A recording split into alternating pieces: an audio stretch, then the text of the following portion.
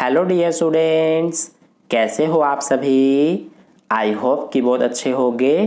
तो आज के इस वीडियो में हम क्लास 9th का आपका कम्युनिकेटिव इंग्लिश सब्जेक्ट का सिलेबस डिस्कस करेंगे डिटेल में, जिसका कोड नंबर है 101 और ये आपका लेटेस्ट सिलेबस है 2023-24 के सेशन के लिए।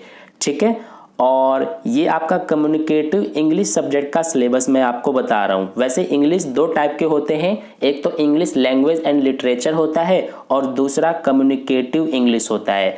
तो इंग्लिश लैंग्वेज एंड लिटरेचर के सिलेबस की वीडियो मैंने ऑलरेडी चैनल पर बना दिया है। अगर आपको वो वीडियो देखना है तो आप देख सकते हो चैनल पर।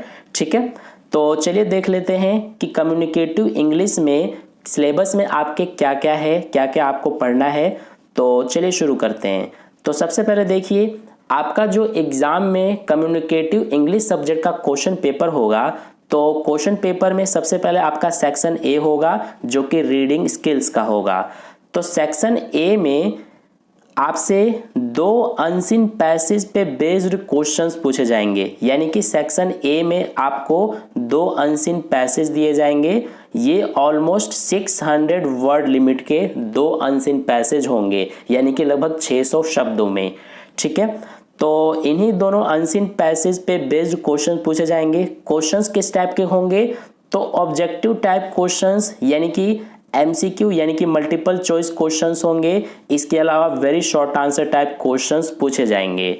ठीक है, और सेक्शन ए में जो दोनों अनसीन पैसेज होंगे इनके बेस पे 20 मार्क्स के क्वेश्चंस पूछे जाएंगे टोटल। ठीक है, इतना आपको अच्छे से समझ में आ गया होगा। अब आगे बढ़ते हैं। तो इसके बाद सेक्शन ए की बात हमने कर लिया। अब आता है आपका सेक्शन बी। तो सेक्शन बी आपका राइटिंग स्किल्स का होगा। तो राइटिंग स्किल्स में क्या क्या टॉपिक्स हैं उसके बारे में बात कर लेते हैं। तो सबसे पहले तो आपका है नोटिस राइटिंग, यानी कि नोटिस राइटिंग लिखने के लिए आएगा, ये आपका 4 मार्क्स में आएगा।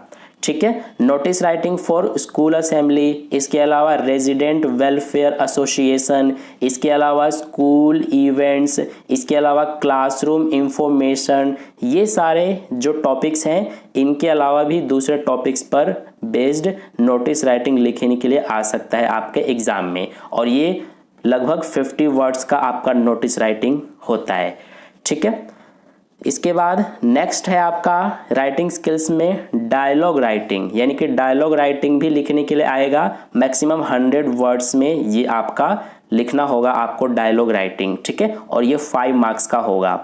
इसके अलावा आपका इनफॉर्मल लेटर भी आएगा। इनफॉर्मल लेटर लिखने के लिए आएगा ऑलमोस्ट 120 वर्ड्स का। ठीक है, और ये 7 मार्क्स का होगा। तो ये हो गया। इसके बाद आपका फोर्थ टॉपिक है पैराग्राफ आएगा आपका लिखने के लिए। 2 पैराग्राफ्स के थीम्स दिए जाएंगे, जिनमें से किसी एक पर आपको पैराग्राफ लिखना होगा ऑलमोस्ट 150 वर्ड्स में।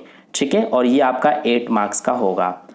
तो इस तरह से ये आपका राइटिंग स्किल्स के टॉपिक्स हैं। आई होप आपको समझ में आ गया है। अब इसके बाद बात कर लेते हैं सेक्शन सी, जो कि आपका ग्रामर सेक्शन है।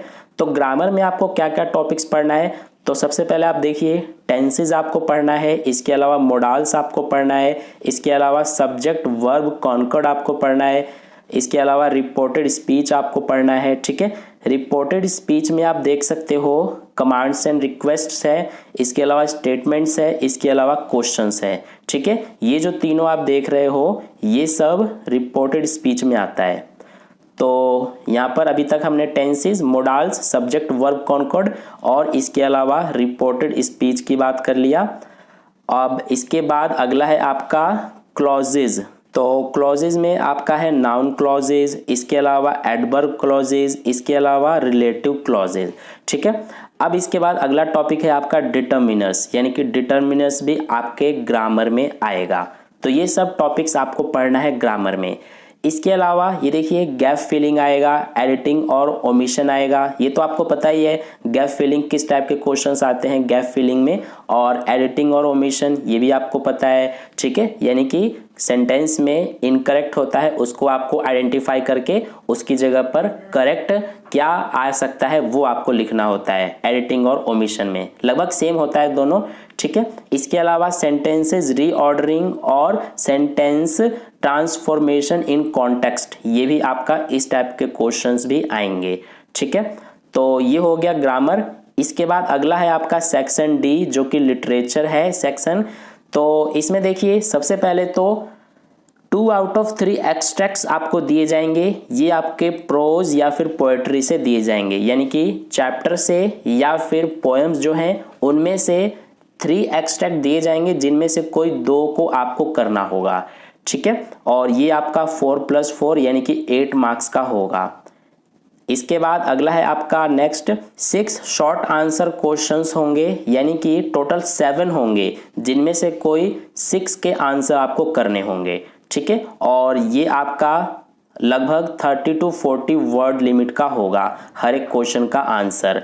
और हर एक क्वेश्चन जो है ये आपका 2 मार्क्स का होगा, यानी कि टोटल 2 × 6 यानी कि 12 मार्क्स, ठीक है। इसके बाद नेक्स्ट है आपका 1 out of 2 long answer type questions होगा, यानी कि 2 आपको लॉन्ग आंसर टाइप क्वेश्चन दिए जाएंगे, जिनमें से किसी एक का आंसर आपको करना होगा, ठीक है। और ये लगभग 120 वर्ड में आपको अपना आंसर करना होगा, और ये आपका 6 मार्क्स का होगा।